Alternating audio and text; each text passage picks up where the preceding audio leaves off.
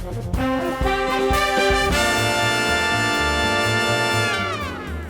everyone, I'm Dan from JazzComposersPresent.com, an online space where composers, musicians, and listeners come together to celebrate the music we love. I'm here today with Toronto-based saxophonist and composer Chelsea McBride, leader of the 6-piece Chelsea and the Cityscape, and the internationally acclaimed 19-piece Chelsea McBride Socialist Night School. Chelsea's here to talk to us today about writing anxious music. Or, more accurately, anxious music doesn't need to be anxiously written. So the first thing that I want you to think about is what the feeling is that you're trying to convey with your piece. Is it anxiety? Is it anger? Is it sadness? Is it joy? Is it something else? Get a real close lens on what that feeling is supposed to be. And then, point number 2, identify the place in your body where that feeling exists. For me, anxiety really lives in my chest and in this sort of lightness in the rest of my body. Sadness can feel really heavy, can feel like gravity just weighing down. Get a sense of what the physical sensation of this feeling is that you're trying to get across. And then ask yourself, what musical devices can you use to evoke the same feeling in the same place in your body? Is this about using repeating figures to get something across? Is your instrumentation choice going to be important? Do these devices already appear in other kinds of music, like film scores or something like that, to evoke the emotion that you're going for? The example that I'm going to show you today comes from my piece Thinking in Circles off our first self-titled album, Chelsea McBride's Socialist Night School. This piece is about a very specific feeling. It's that moment when you're in the practice room, you're on a gig, you're working on an assignment, it could be a lot of things, where you are working and you screw something up and you're like, oh, that wasn't great. And you try again, you screw it up again. You're like, oh, that's bad. And you try it again and you screw it up again. It's like, oh, that's really bad. And this keeps happening, and it goes from that's bad to I'm bad to I'm a failure to oh no. And it just kind of keeps circling around.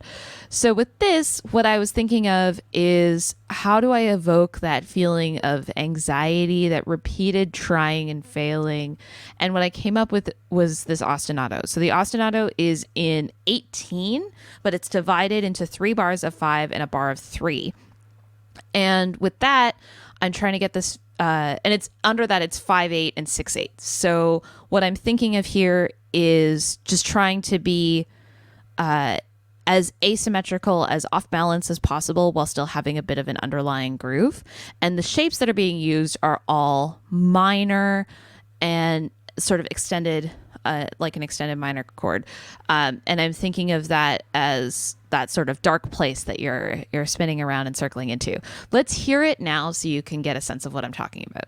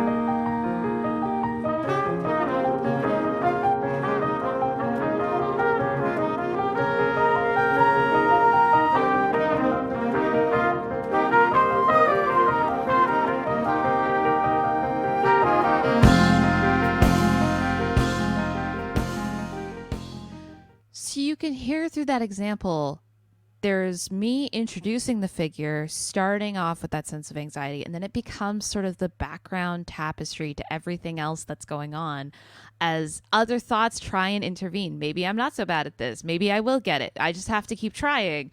But it doesn't matter because the spiral has already begun.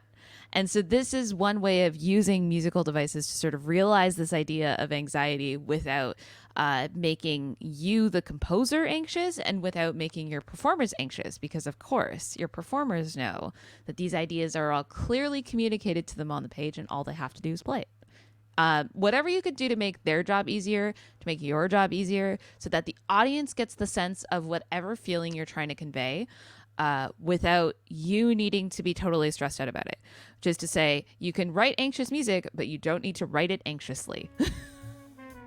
Thanks for watching today's mini lesson. Be sure to like, share, and subscribe. Drop any questions, comments, or suggestions for future videos in the comment section down below.